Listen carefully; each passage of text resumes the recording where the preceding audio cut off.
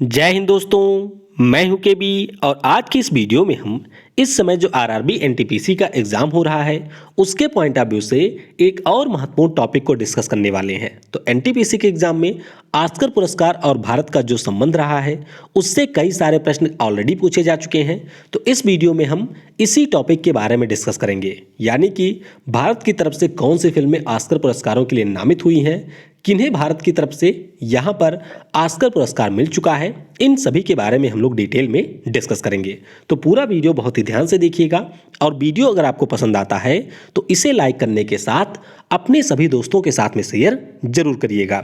इससे पहले RRB NTPC exam के लिए जो भी स्पेशल वीडियोज हैं उन सभी के लिंक आपको नीचे डिस्क्रिप्शन में मिल जाएगी, तो वहां से आप या फिर ऊपर के आई बटन पर क्लिक करके वहां से भी आप उन वीडियोज को देख सकते हैं। आगे आप और किन टॉपिक के ऊपर वीडियो चाहते हैं यह भी आप नीचे कमेंट सेक्शन में बता सकते हैं। तो चलिए इस वीडियो की हम शुरुआत करते हैं। पहले हम लोग कुछ बेसिक चीज़ों के बारे में डिस्कस करेंगे जो कि आपके ऑस्कर पुरस्कारों से संबंधित है।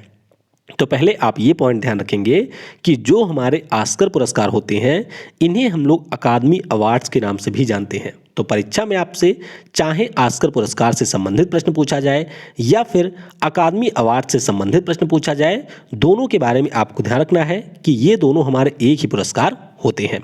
अब ऑस्कर पुरस्कार की बात करते हैं तो पहली बार जो ये पुरस्कार हैं 16 मई 1929 को वितरित किए गए थे। कब? 16 मई 1929 को पहली बार ऑस्कर पुरस्कार दिए गए थे। कौन देता है ये पुरस्कार? तो ये पुरस्कार दिया जाता है academy of Motion Picture Arts and sciences. किसके द्वारा? Academy of Motion Picture Arts and Sciences के द्वारा ये पुरस्कार दिया जाता है। और जब भी ऑस्कर पुरस्कार का नाम आए तो आपको ध्यान रखना है कि फिल्म इंडस्ट्री के क्षेत्र में ये पुरस्कार दिया जाता है और विश्व का जो फिल्म इंडस्ट्री के क्षेत्र में दिया जाने वाला सबसे प्रतिष्ठित पुरस्कार है वह भी आपका ऑस्कर पुरस्कार ही होता है। तो ये सारे पॉइंट आपको ऑस्कर पुरस्कारों के बारे में बेसिक तौर पर याद होने चाहिए। वीडियो में हम लोग आगे बढ़ें उससे पहले मैं आपको अनएकेडमिक कॉम्बैट प्रोग्राम के बारे में बताना चाहूँगा। कई बार मैं आपको बता चुका हूँ कि अगर आपको किसी भी परीक्षा में उत्तीर्ण होना है, यानी कि किसी भी एग्जाम को क्रैक करना है, तो उसके लिए मॉक टेस्ट काफ़ी ज़्यादा इंपॉर्टेंट होते हैं। तो जो भी बैंक एग्जाम के यहाँ पर एस्पायरेंट हैं उन सभी के लिए अनअकैडमी लाया है एक विशेष प्रकार का मॉक टेस्ट। यह जो मॉक टेस्ट है वह प्रत्येक 2 सप्ताह के अंतराल पर आयोजित किया जाएगा, यानी कि प्रत्येक 2 सप्ताह के अंतराल पर संडे के दिन इसका आयोजन होगा। और अब की बार जो इसका आयोजन है वह आपके 31 जनवरी को किया जाएगा सुबह के 10 बजे। अब इस एग्ज़ाम की खास बात क्या है?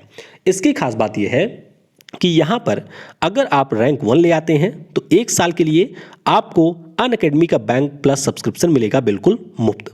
अगर आपकी रैंक 2 होती है तो 6 माह का बैंक प्लस सब्सक्रिप्शन आपको मुफ्त में मिलेगा।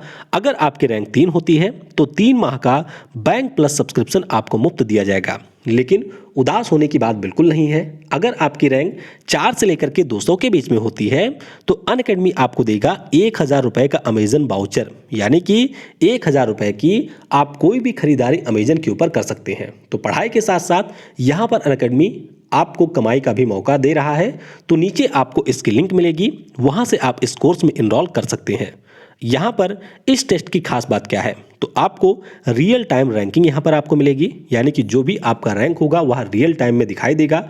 आप जो भी भारत के बैंक एस्पायरेंट हैं उन सभी के साथ में अपने कंपटीशन को जान सकेंगे, यानी कि आप कहाँ पर एग्जिस्ट करते हैं। और सबसे खास बात है कि जो भी आपके यहाँ पर प्रश्न होंगे उन सभी प्रश्नों के वीडियो सॉल्यूशन भी आपको दिए जाएंगे, यानी कि प्रत्येक प्रश्न के ऊपर आपको वीडियो सॉल्यूशन दिया होगा तो उसके ऊपर क्लिक करके आप उसके सॉल्यूशन को जान सकते हैं। तो बिल्कुल इंतजार मत करिए, नीचे आपको लिंक मिलेगी, उस लिंक पर क्लिक करिए, यूज करिए कूपन कोड KV10 और इस टेस्ट सीरीज में आप एनरोल कर लीजिए। तो कोशिश करिए कि आपकी रैंक यहाँ पर 200 के अंदर हो।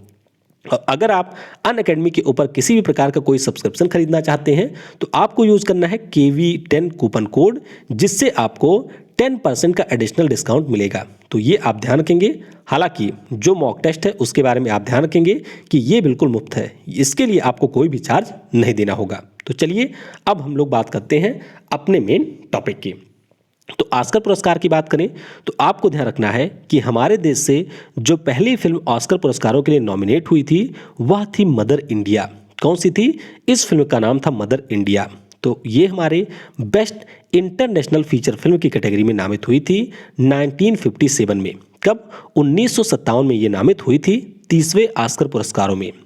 और ये हमारी भारत की पहली फिल्म थी जो कि ऑस्कर पुरस्कारों के लिए बेस्ट इंटरनेशनल फीचर फिल्म की कैटेगरी में नामित हुई थी। अब इसके निर्देशक का नाम आपको ध्यान रखना है, तो ध्यान रखिएगा इसके डायरेक्टर थे महबूब खान। कौन? महबूब खान के द्वारा इस फिल्म को डायरेक्ट किया गया था। तो मदर इंडिया ये ऑस्कर पुरस्कारों के लिए नामित होने वाली हमारे देश की पहली फिल्म थी।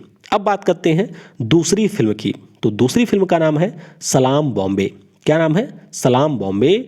और ये भी आपके बेस्ट इंटरनेशनल फीचर फिल्म की कैटेगरी में नामित हुई थी। कब नामित हुई थी? तो 1988 में ये नामित हो चुकी है 61वें ऑस्कर पुरस्कारों के लिए। और ये हमारे देश की दूसरी फिल्म थी जो कि ऑस्कर पुरस्कारों के लिए नामित हुई थी। इसके निर्देशक की बात करें तो मीरा नायर इसकी है निर्देशक। कौन है? मीरा नायर के द्वारा सलाम बॉम्बे नाम की जो मूवी है वह यहाँ पर नॉमिनेट हुई थी। फिर बात करते हैं अगली और आखिरी फिल्म जिसका नाम है लगान। क्या नाम है? इसका नाम है लगान। तो ये हमारे बेस्ट इंटरनेशनल फीचर फिल्म की कैटेगरी में नामित होने वाली भारत की तीसरी और अंतिम फिल्म थी। यानी कि 2001 के बाद में कोई भी फिल्म आधिकारिक तौर पर ऑस्कर पुरस्कारों में नामित नहीं हो पाई है। ये आप ध्यान रखेंगे। नामित कब ये हुई थी? तो 2001 में जो आपके 74वें ऑस्कर पुरस्कार थे उसमें लगान भारत की तीसरी फिल्म के रूप में नामित हुई थी। इसके अगर हम लोग डायरेक्टर की बात करते हैं तो डायरेक्टर हैं आशुतोष गोवारिकर। क्या नाम है? आशुतोष गोवारिकर इसके हैं निदेशक। अब आपके मन में सवाल ये आ सकता है कि भैया ये बताइए कि पिछले साल जो गली बॉय मूवी है वह भी नॉमिनेट हुई थी, इस साल जलीकट्टी मूवी नॉमिनेट हुई है, तो फिर आप ये क्यों कह रहे हैं कि केवल 3 फिल्में ही नॉमिनेट हुई हैं? तो आइए इसका मैं आपको थोड़ा सा प्रोसेस बताता हूँ। देखिए, जो हमारे ऑस्कर पुरस्कार होते हैं वह दुनिया भर की फिल्मों के लिए दिए जाते हैं। तो जो हमारे दुनिया के देश हैं उन देशों के द्वारा अपने देश से एक मूवी को यहाँ पर भेजा जाता है। अब ऐसे अगर हम लोग बात करें तो मान लीजिए अगर 100 देशों ने भी 100 फिल्मों को भेज दिया तो कुल मिलाकर के 100 फिल्में नॉमिनेट यहाँ पर हो जाएंगी। तो यहाँ पर सबसे पहले फिल्मों की स्क्रीनिंग होती है और उस स्क्रीनिंग के बाद में यहाँ पर फाइनली जाकर के कुछ फिल्मों को सेलेक्ट किया जाता है। तो जब यहाँ पर फाइनल सिलेक्शन में जो हमारी फिल्में आ जाती हैं उन्हें हम लोग मानते हैं कि ये आधिकारिक तौर पे नॉमिनेट हुई थी। बाकी आपने किस फिल्म को भेजा है, तो भारत वैसे हर साल भेजता है, जैसे कि गली बॉय को भेजा था लेकिन वो शामिल नहीं हुई थी। इस बार भी जल्लीकट्टू को भेजा है लेकिन अब देखेंगे कि वह शामिल होती है या फिर नहीं। तो जो हमारी आखिरी राउंड तक पहुंची थी यानी कि जो फाइनल मुकाबले में पहुंची थी वह सिर्फ 3 फिल्में हैं। एक है मदर इंडिया, दूसरी है सलाम बॉम्बे और तीसरी है लगान। ध्यान रखिएगा, ना तो गली बॉय आपकी नॉमिनेट हुई थी और ना ही जल्लीकट्टू अभी तक नॉमिनेट हुई है। तो बस आप ध्यान रखेंगे कि बेस्ट इंटरनेशनल फीचर फिल्म की कैटेगरी में भारत की केवल 3 फिल्में ही नॉमिनेट हुई हैं। अब बात करते हैं उन लोगों की जिन्होंने भारत का नाम रोशन किया है ऑस्कर पुरस्कारों को जीत करके। तो पहला नाम यहाँ पर आता है भानु अथैया जी का। किसका नाम आता है? भानु अथैया जी का। तो पिछले साल इनका निधन भी हो चुका है, ये आप ध्यान रखेंगे। तो 1983 में एक फिल्म आई थी जिसका नाम था गांधी। क्या था? हमारे राष्ट्रपिता गांधी जी के जीवन पर यह फिल्म आधारित थी और इस फिल्म के लिए बेस्ट कॉस्ट्यूम डिजाइन की श्रेणी में ऑस्कर पुरस्कार जीता था भानु अथैया ने। और इस प्रकार से ऑस्कर पुरस्कार जीतने वाली ये भारत की पहली महिला बनी थी। कहाँ की? भारत की पहली महिला बन गई थी या पहली भारतीय बनी थी भानु अथैया। तो इनके बारे में आपको ध्यान रखना है कि गांधी मूवी के लिए इन्होंने ये पुरस्कार जीता था।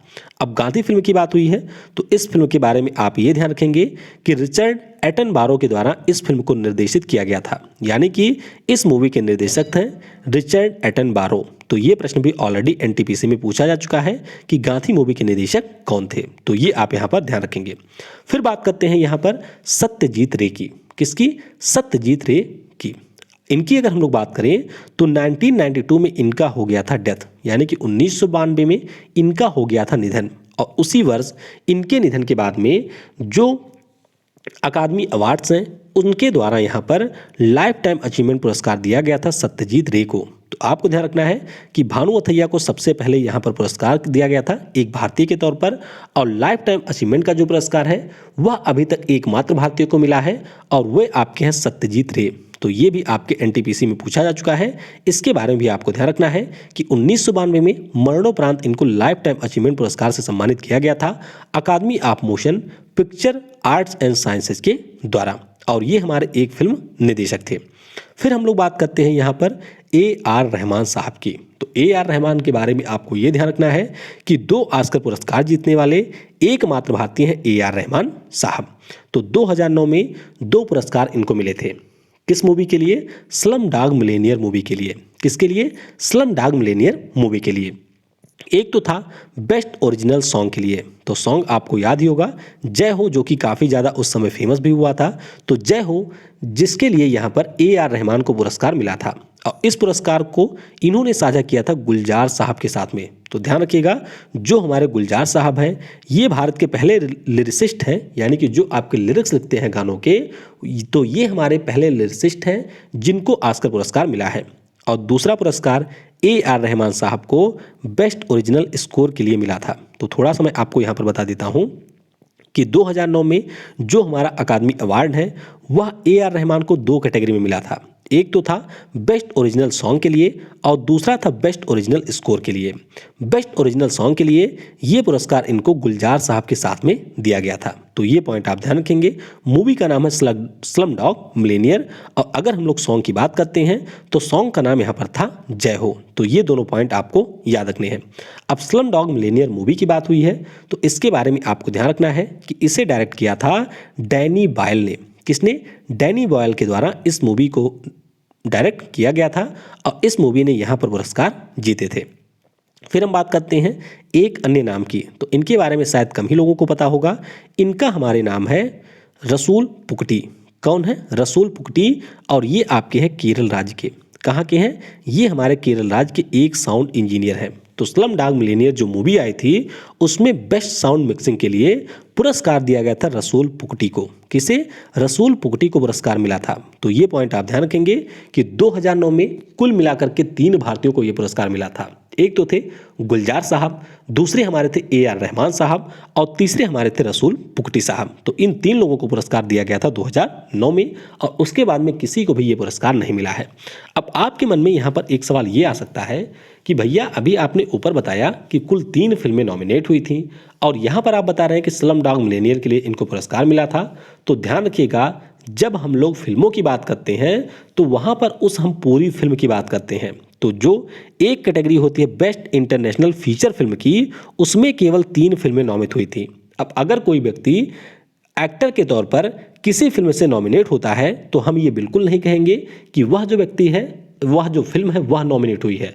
हम ये कहेंगे कि वह पार्टिकुलर पर्सन नॉमिनेट हुआ है। जैसे कि गांधी मूवी के लिए बेस्ट कॉस्ट्यूम डिजाइन की श्रेणी में पुरस्कार मिला था भानु अथैया को, तो हम ये नहीं कहेंगे कि गांधी मूवी यहाँ पर नॉमिनेट हुई थी, हम कहेंगे कि भानु अथैया यहाँ पर नॉमिनेट हुई थी। तो ये पॉइंट आप ध्यान रखेंगे कि मदर इंडिया, सलाम बॉम्बे और लगान 3 ही फिल्में हैं जो कि आधिकारिक तौर पर अकादमी पुरस्कारों के लिए नॉमिनेट हो चुकी हैं। अब कुछ अन्य महत्वपूर्ण पॉइंट मैं आपको बता देता हूं जिनसे शायद आपकी परीक्षाओं में प्रश्न पूछ लिए जाएं। कमल हसन जो कि हमारे साउथ इंडस्ट्री की एक बहुत बड़े अभिनेता हैं, इनकी कुल मिलाकर के 7 फिल्में नॉमिनेट हुई थी, यानी कि भारत की तरफ से कुल मिलाकर के इनकी 7 फिल्में ऑस्कर पुरस्कारों के लिए भेजी गई थी। हालांकि पूरी तरीके से नॉमिनेट कोई भी नहीं हुई। उसके बाद में सत्यजीत रे की बात करते हैं तो ये हमारे भारत के एकमात्र डायरेक्टर हैं जिनकी कुल मिलाकर के 3 फिल्में यहाँ पर नॉमिनेट हुई थी। कितनी? 3 फिल्में नॉमिनेट हुई थी। वहीं पर अगर हम अभिनेता आमिर खान की बात करें तो इनकी कुल 5 फिल्में यहाँ पर नॉमिनेट हुई थी। हालांकि जो हमारा ऑफिशियल नॉमिनेशन है वह सिर्फ मिला था लगान को। किसे मिला था? लगान को।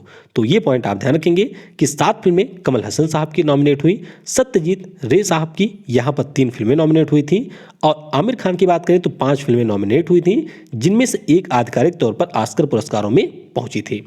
तो ये हमने ऑस्कर पुरस्कारों के बारे में डिस्कस कर लिया है। आई होप आपको यहाँ पर चीज़ें समझ में आई होंगी। अगर फिर भी आपको कोई डाउट होता है तो नीचे कमेंट आपके लिए खुला हुआ है, वहाँ पर आप कमेंट करके पूछ सकते हैं। Thanks for watching. जय हिंद, जय भारत, और सबसे ज़रूरी, पढ़ेगा भारत तो बढ़ेगा भारत।